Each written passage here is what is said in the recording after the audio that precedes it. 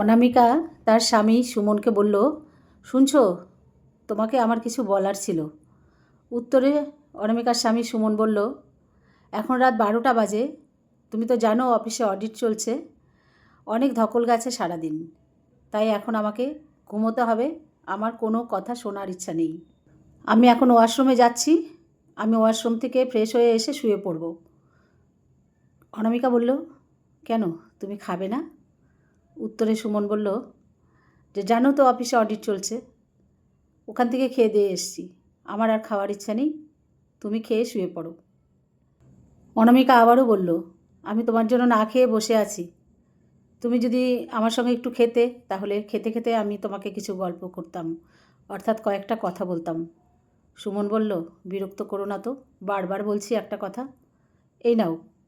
Bag থেকে একটা diary বের করে দিয়ে বলল, যে তোমার যত কথা আছে এই ডায়েরির মধ্যে লিখে রাখো, আমার যখন সময় হবে তখন আমি দেখে নেব।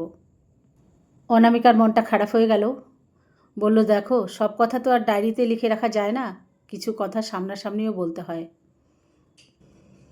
সুমন বলল, দেখো, তোমার এই নাকে কান্নাটা আমার কিন্তু একদমই সহ্য হয় না, বাজে বকো না, যাও, আমাকে বিরক্ত করো না, আমাকে এখন ঘুমোতে হবে।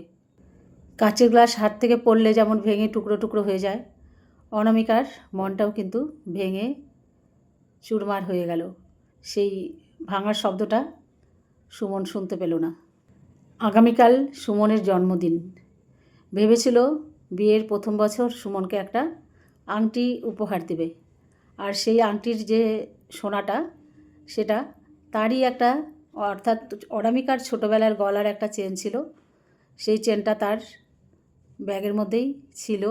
যখন অনামিকা বাড়ি থেকে আসে তখন ব্যাগে করে নিয়ে এসেছিল।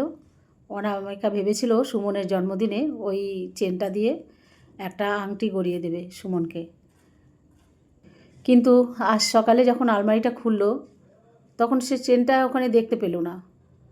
তো কিছুটা সময় সে অবাক হয়েছিল অনামিকা, তারপর ভাবলো যে এই কথাটা তো বাড়ির লোককে বলা যাবে না, শ্বশুরবাড়ির লোককে, এটা সুমনকেই বলতে হবে, আর অন্য কাউকে তো বলা যায় না।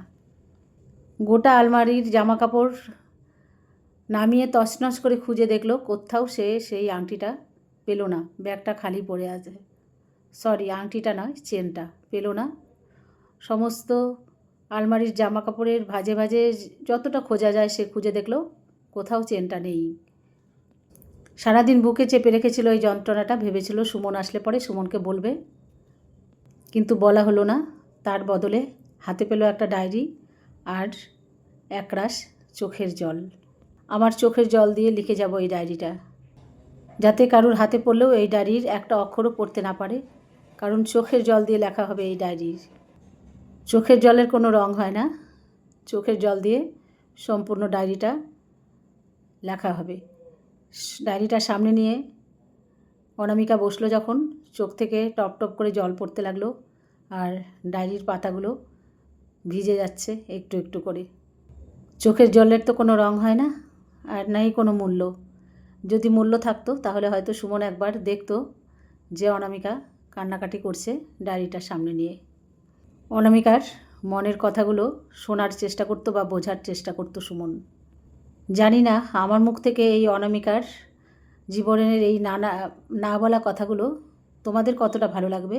যদি ভালো লাগে তাহলে একটা লাইক ও একটা কমেন্ট করে আমাকে উৎসাহিত করবে অনামিকার না বলা কথাগুলো বলার জন্য। যদি সম্ভব হয় একটা শেয়ার করে অন্যদের শোনার একটু সুযোগ করে দেবে তোমরা। যদিও ঘটনাটা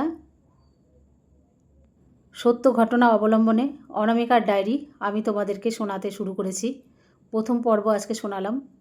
এই ঘটনাটা যদি কারুর জীবনের সঙ্গে মিলে যায় তাহলে একটু ক্ষমা দৃষ্টিতে দেখবে, কারণ এরকম ঘরে ঘরে অনেক অনেক অনামিকা আছে যাদের ডায়েরির লেখা আমরা এখনও পড়ে উঠতে পারিনি।